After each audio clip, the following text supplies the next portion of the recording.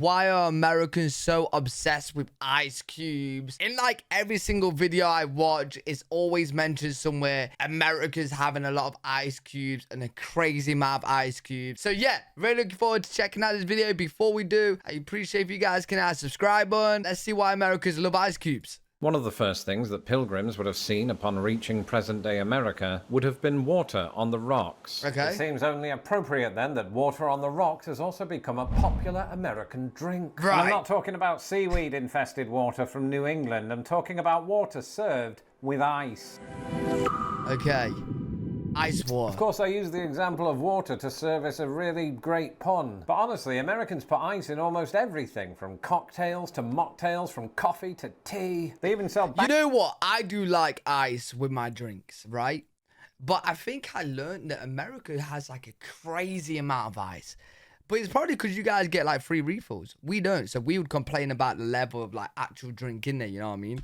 Bags of it at the petrol station. And to people in my homeland of Britain, where frozen water is used in almost everything, from cocktails to mocktails, from coffee to tea. They even sell bags of it at the petrol station. And to people in my homeland of Britain, where frozen water is used far more sparingly, America's ice cube culture can at times seem like an obsession. So, is it? And why do Americans insist on bulking up their liquids with more liquids, albeit solid ones? Well, as a British person myself who moved to the United States, such questions have been at the forefront of my mind this summer, not least because my wife and I recently got an ice making machine.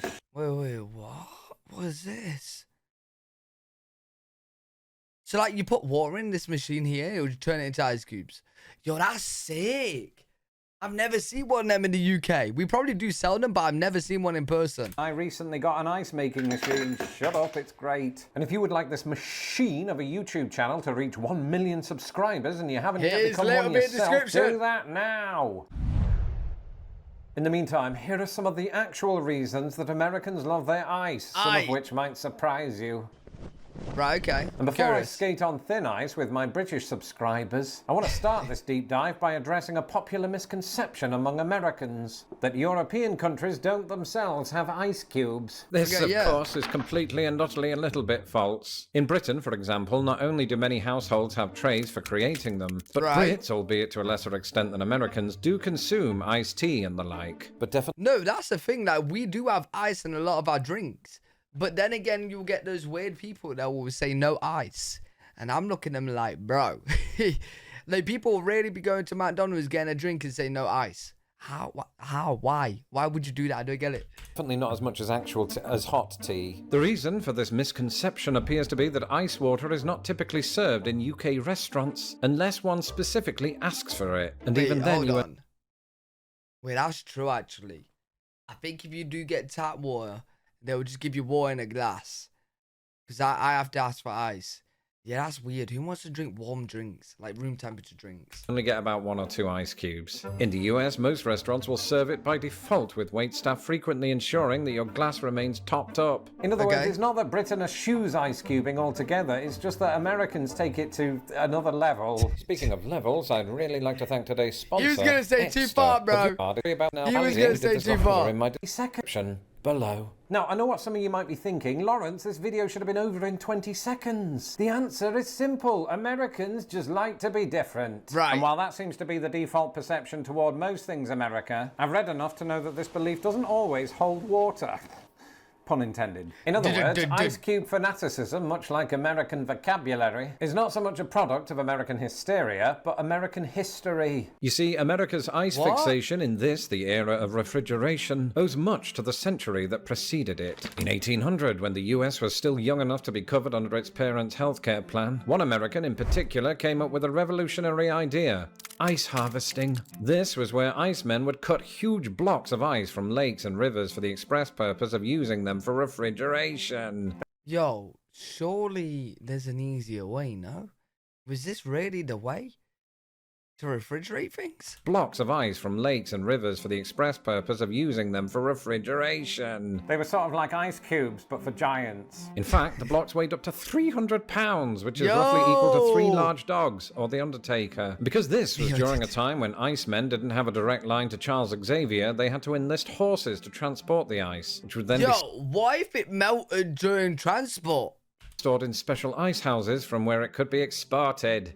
And why am I telling you this in 2024? Because for the next century and a half, ice harvesting became a massive industry in the United States. Really? It was the brainchild of Bostonian businessman Frederick Tudor, who would later be dubbed the ice... Yo, Frederick is a good guy, bro. He figured out refrigeration. But I got a question.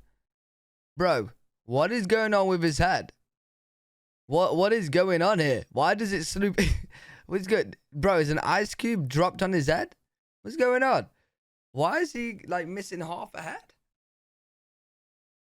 Oh, I'm gonna feel really bad, like if he was in an accident or something, bro. I don't know this guy.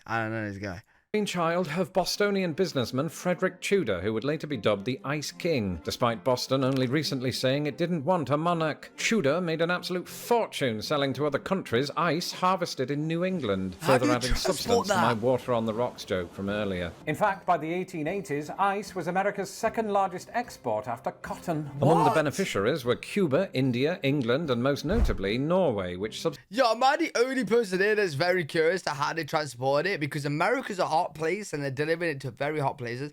I know you can deliver ice things, right? You have like an ice, temperatured, van or what.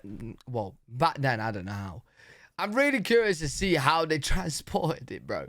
Subsequently began its own ice harvesting industry. And of course, ice harvesting gradually benefited American society. Indeed, it was known as ice harvesting because ice was literally considered a crop. At first, this crop would be distributed to the wealthy who would use it to preserve meat and beverages, something that was of particular importance during those hot summer months. But as the century wore on, ice was made available to businesses up and down the country. It revolutionized various food markets because it meant that meat, fish, and vegetables could be more easily stored and transported without rotting. Moreover, by the 1860s, when Tudor was busy seeking revenge against his barber, 2/3 of homes in Boston and New York received ice deliveries on the daily. America presumably... Yo, I'm thinking you put ice in this, right? And by the time it gets it's gonna be melted, bro. Especially in American heat. Like, bro, what's going on? Is it because there's so much ice in there, it just completely freezes? I don't know, bro. Because even when you put, like, for example, if I put ice in a cup, loads of ice, the whole cup is going to be freezing, but it's still going to melt. 2/3 of homes in Boston and New York received ice deliveries on the daily. America presumably had so much ice that the only natural next step was to start putting it in drinks. Don't believe me? Well, American author Mark Twain, who was obsessed with technological invention, not only himself confirmed it, but cited it as a uniquely American practice. Okay. I think that there is only one thing that can be called by the wide name American, that is the national devotion to ice water. That sounded exactly like him. Like Twain. Oh my god, that was him talking. Yo, I actually thought that was... I thought that was like an old voice clip of someone. It's actually him talking, bro. Yeah. Ice harvesting continued on into the 20th century, along with ice cubes. Indeed, it was during the Great Depression that America gave us the first... Hold on. Oh my... Imagine it was the price now. Apples, 5 cents each. Bro, it is crazy to think there was a time where an apple was 5 cents, bro. What? That is mad, bro. No, that's crazy. That America gave us the first flexible ice tray. Today, of course, these are normally made of plastic, but back then, metal trays were all the rage. Around the same time, General Electric rolled out the so-called monitor-top refrigerator, the world's first mass-produced residential fridge. And the rise of the personal refrigerator soon led to the mass production of its cousin, the freezer. By 1948, around 90% of American homes were equipped with a fridge. Compare this to Britain, still reeling from the economic effects of World War II, where only 2% of homes could say the same. And the refrigeration boom ultimately meant two things. Number one, America's love of ice cubes had now reached a level of convenience that would have made Mark Twain do this with his face. And number two, by the middle of the 20th century, the ice harvesting industry, which had then existed for 85% of US history, died out overnight. In doing so, it left behind a legacy still felt by the global food industry today. But it also played a central role in establishing America's warm relationship with ice. Okay, history schmistery, you might be thinking, but why are... Oh, this picture made me have a good question, actually. So, you know, you Americans, right? You guys love your ice. Let's say you go to the bar and you get a drink, like whiskey on rocks or whatever, you know what I'm saying? Bro, if the ice is way too big, aren't you, like, losing out on the drink? Do you know what I'm saying? Or nah? Would they still put the same amount of drink as they would for us, but you guys get more ice as well? I don't know, bro. How would that work?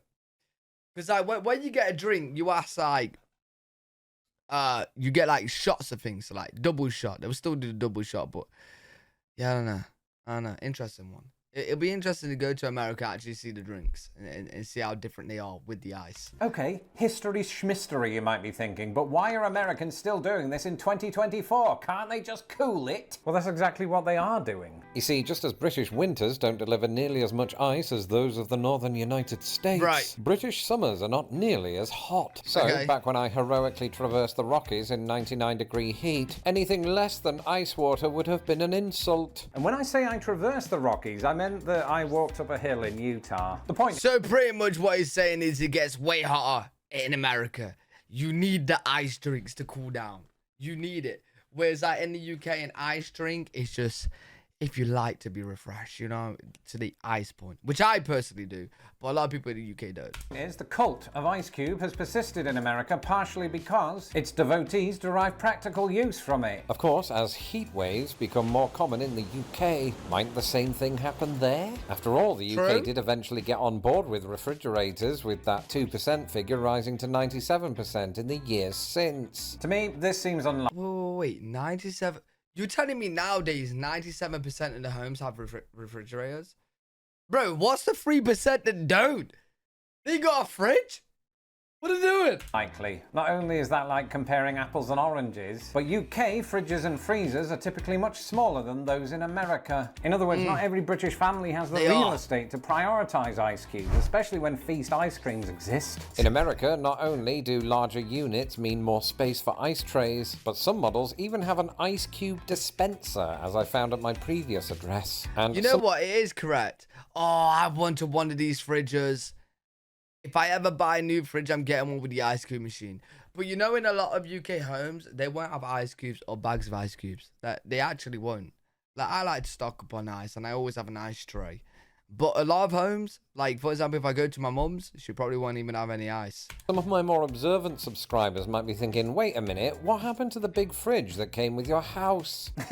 We're not 5 people, it had to go. Which is why we got a smaller fridge and an ice-making machine. However, all of this talk of 4-sided objects got me thinking. Perhaps the ultimate reason that Americans love ice cubes is that Americans also have a broader love of rectangles. Under a flag that boasts more rectangles than, say, 99% of all of the countries in the world, in a country of rectangular counties, some of which form rectangular panhandles or knitted quilts, or the utilization of land in America as illustrated by Forbes. In cities of rectangular neighborhoods in which... Yo, how we got into some, like, conspiracy kind of, like, theme right here, bro. In America as illustrated by Forbes. In cities of rectangular neighborhoods in which rectangles live side by side in total harmony, there are rectangular lawns containing circular fire pits for safety reasons, but in the rectangular houses there are rectangular kitchens with their rectangular freezers with rectangular trays with smaller rectangular trays that make rectangular ice. Oh my days. Good video, enjoyed that. Let me know what you guys think in the comment section. Let me know how much ice you guys like in your drinks. Hope you guys enjoyed. If you did, make sure you thumbs up, subscribe for more content. I'm live every single day on twitch.tv/L3WG. If you guys want to check me out over there, I'll see you all in the next one. Peace.